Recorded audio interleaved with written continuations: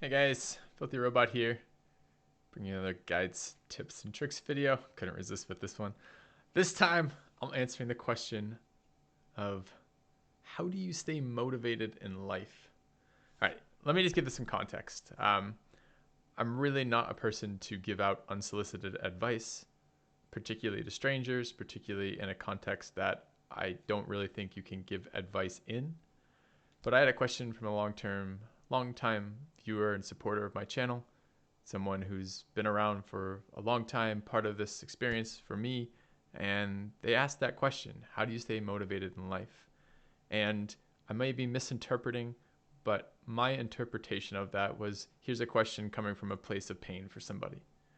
And I can't answer that question for you, but I can give you the process that works for me, and you guys can take what you want or what helps you from that or what's useful for you from that and build your own process. And that's about as good as I can give for that. So I want to make that very clear. This is a disclaimer right off the bat. I have a background in psychology, but my background in psychology is in research psychology with intimate relationships. I'm not a clinical psychologist. I'm not a counselor. I don't want to even pretend that this is self-help or offerings of self-help, because it isn't. This is going to be me talking about my experiences in the hope that some of that will be applicable to your lives. All right, that out of the way. Okay, so for me, it's fairly simple, believe it or not. And this is one of these simple, not easy things where the work and the process to get there are a lot harder and more complicated than the actual steps themselves might entail.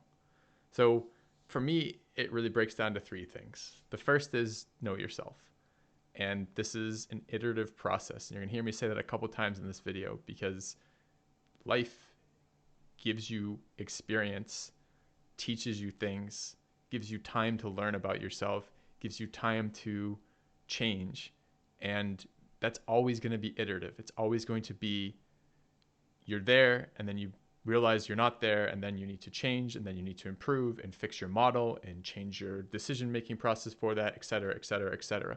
It's one iteration after the other, always improving, right? So for me, knowing myself has a couple parts to it. It has experience, it has introspection, and then there's some degree of looking for models in life for this. Finding the people who I go, man, their life sounds really cool, or they seem to be doing well in this domain. Maybe that's happiness, maybe that's wealth, maybe that's their partner selection process, whatever it happens to be, you know. So some of that's modeling, some of that's experience. Just you get better at things over time. The more time and effort you put into it, the more experience you've had with it, the better you get at doing that more often. And then introspection, putting the time and effort into actually thinking about these things. It always kills me that some of the biggest decisions in my life, like choosing my profession or, you know, seeking a partner or a mate, like that these things aren't taught. You know, I've learned basic algebra, I've learned, you know, blah, blah, blah, you know, all the various courses that are taught across my very extensive education. And some of the most important things to my actual life have never been formally instructed on. And this kills me. So I really strongly recommend some introspection and some time devoted to thinking about these things. So why do you care about knowing yourself? Because it lets you answer the question of what makes you happy.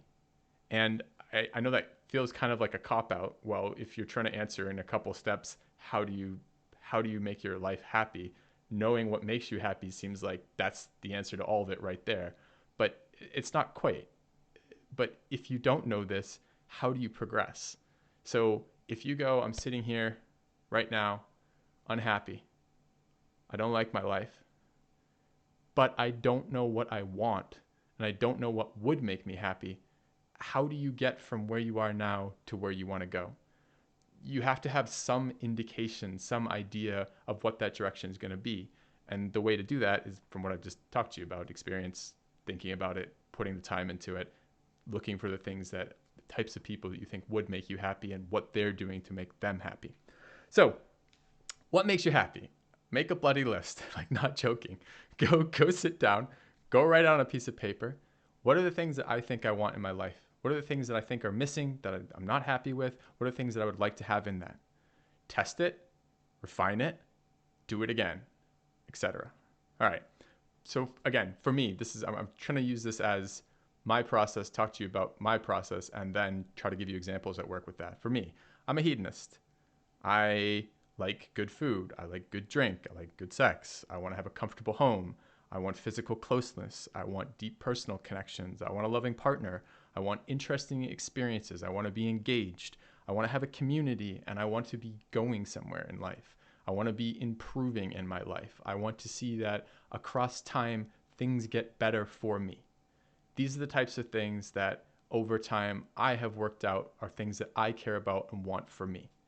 These are the types of things that when I'm doing in my life, I feel better about myself and about my life. Maybe a couple other ones. I like some degree of physicality in my life. I like to feel good about myself physically. And for me, that's often working out in some degree. So I try to build routines and build structure in my life that accommodates these things. And this is, of course, a process. One of my professors in graduate school had presumably a quote, but maybe not. Maybe I can attribute it to her. I'm not entirely sure where she got it from, but it was, work is infinite and time is not. And the point of that wasn't don't do work or anything else like that. The point of that was have these goals, have these things that you're trying to accomplish, understand that you need to put time and energy into them, but understand you can't always finish all of them all the time or immediately, right? That these are processes. So that's what makes me happy. Those are the starting points for me in my life when I'm structuring my life, is from those kind of points. All right. I want to address some of the worst advice I've ever been given in life. And I find, for me, these things to be massive traps. And the first is be yourself. And the second is the universe provides. You ever heard any version of this? It will all be okay. The universe provides. Don't stress about it. Things will just happen. This type of stuff. Those are the two single worst pieces of advice I've been given in my life. And for me, when I think about why that is, why is this such terrible advice? I think it's because both of these give you the leeway or give you the suggestion that where you are now is okay and you don't need to provide more effort. You don't need to change anything. There's no path that needs to be taken. Just keep on keeping on. And I think that's toxic advice. Be yourself in particular pisses me off. Myself, if I think about what myself is, right? Myself is a monkey on a savanna looking for cheap calories. That's myself. To allow that to be the guiding principles of my life seems absolutely absurd to me. Some of the worst advice you could possibly be given. Now, perhaps these are not, maybe it's not fair to these, right? Maybe they're just not taken, these are taken out of context. They're taken as a, two-word phrase or two-word, suggestion outside of the 10,000 supporting words they need to go with it. And that's totally a fair criticism of this. But this process isn't stagnant, right? Anything that suggests stagnation to me is probably wrong from my experience with this. That keeping my life happy, keeping myself happy in my life is, as I said already, an iterative process, but it's a process that requires input of energy, effort, and coordination from me. That I need to go through and be like, okay, I've moved to this new area. All right, what do I need to do? What do I need to build structure-wise in my life to make this something that works for me? I need to fit into place. Okay, I need to go find a new gym or a new source of climbing or something like that. I need to find ways that my partner and I can find time together despite changing schedules. I need to find places and activities that we can go to unwind and have fun together so we can spend time and build mutual shared experiences. I need to find the right workload balance between work and life for what keeps me professionally doing well, but what keeps me personally happy, which allows me time to spend time with family and friends, the time to make friends, the time to have experiences that are important to me, while simultaneously keeping the rest of my life under control. These things are active processes. They're not passive. They're not sit back and just let it happen. I can't sit in my room here in my wonderful streaming room with no windows, no outside contact with the world, talking to a camera, which presumably has other people on the end of it watching these things, but for all intents and purposes might not. It could just literally be me talking to an empty room with the green screen behind me and bright lights in my face, right? I can't let that be it. And then I expect outcomes from that that are different than the outcomes I have now and are more in line with what I want just by sitting here.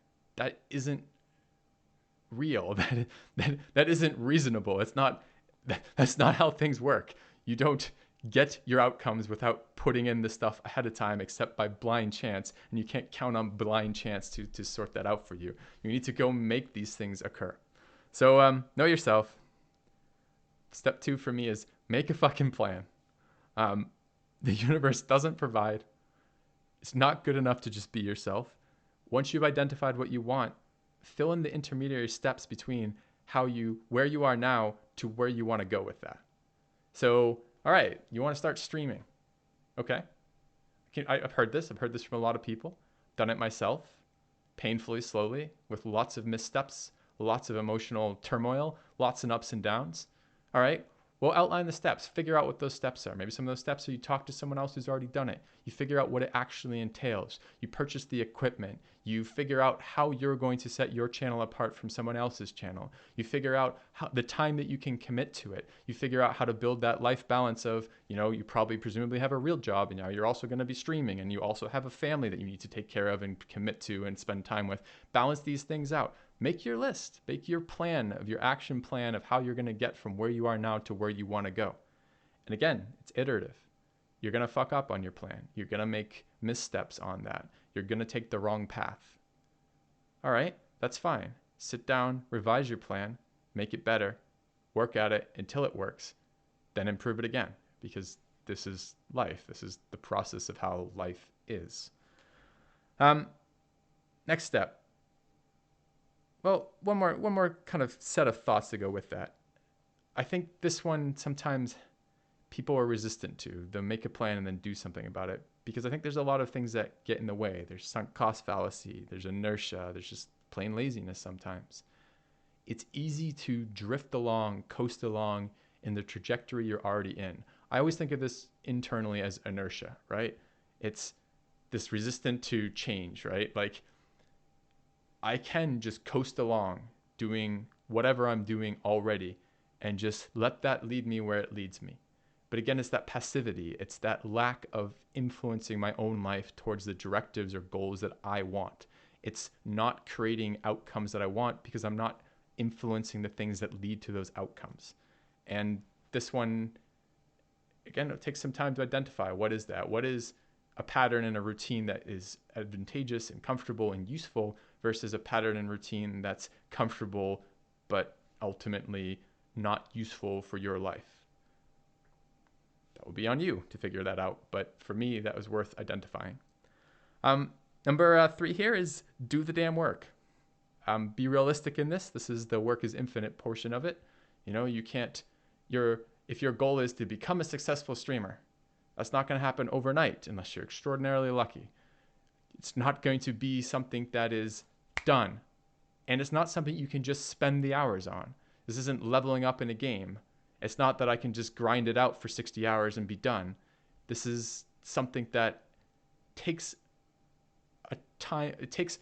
time, work, and effort, and this repeated time, work, and effort, and it still has to be balanced in with the rest of your life, right? So do the damn work. That's kind of the next step. And that one's hard, You suffer, everyone, myself included, suffers lapses in motivation. Life has its ups and its downs. There's things that come up. There's always something more to be done than you can possibly do. But it's still important to maintain motivation and maintain effort throughout that. And that is something everyone struggles with, and everyone will always struggle with. And it's not something you ever are just done with. You'll always be working through that. So find that balance, but put that work in. And then probably the final step of this is shit happens, and enjoy that variance. Ride the variance, right? You're going to have some bad days. You're going to have some setbacks. Things aren't going to go right. Things are going to go wrong. You're going to realize Your goals were wrong, that the premises that you started with, the starting point that you're working from, the plan that you built, the plan that you built from those starting points is flawed, that you've messed up, that it's not working, that you need to go rethink it and rebuild it and do it again. And that's fine. Go have a wallow. Take a little bit of time, sulk, have a cry, go on a bender, do what you need to do for that. Then get up and do it again, because there's nothing else that's going to happen.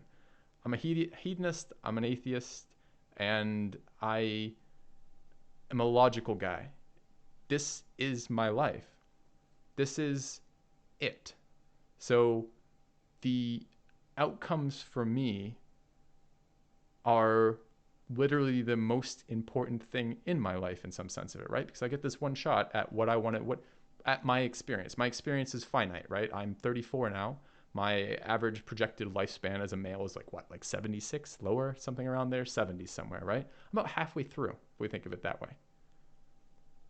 I don't have time to sit back and be like, I'll just let it happen as it happens. Fuck that. I want to enjoy this. I want to make this the most happy thing that it can be for me. I want to enjoy this as much as I possibly can. And the only way I know to do that is to do that actively, to go out and grab it and make it that way for me, to build my life in a way that facilitates that for me, because everything else seems like total insanity to me. I don't want to be in situations where it's shitty. And there will be those times. There's been those times in my life. You go through rough times. And some of this is evaluating this on, well, why is this a rough time? Is this a rough time right now because this is just, how do I say this? Is it a rough time right now because this is something that needs to be endured to get to the next step? Or is this a rough time because the next step is not where I want to go? And I need to rethink that and break that inertia to spend the effort to redirect the trajectory of what I'm doing. And those, it's sometimes very hard to identify those in the moment, which of those is occurring. Because the outcome, what your actions are for one of those versus the other are very different. In the one hand, it's, if this is something that needs to be endured, all right, bunker down, huddle up, do what you have to do, suck it up, move through it, be done with it. That's a step along the things that you want in the outcome, and it's a shitty part of that step.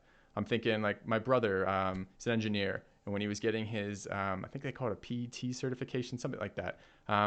It's basically above and beyond the master's work to get to become an engineer, but it's becoming like a project certified something or another. And it's this huge ass exam. Lots of fields have this. It's this huge ass test. And nothing is going to make the preparation for that fun. You're just not going to. It's going to be a lot of work. It's going to be a lot of time. You're going to be doing this in addition to your normal work life, your normal job. You're going to be doing this in addition to everything else. But that is ultimately something that he wanted for his life that's going to improve his life. So the solution for that is you just suck it up and do it. That's what you got for that. But then there's another type of decision, which is a miserable decision, which is I'm here doing something I don't want to be doing, and the outcome of this is not beneficial in the long run. And then it's time to make a change. And for me, I think that was probably grad school. It was hard to tell in the moment. Very, very hard to tell in the moment, and it kind of a scary decision to make. I was there. I was feeling burnt out, feeling miserable. I enjoyed large elements of graduate school and hated other elements of it.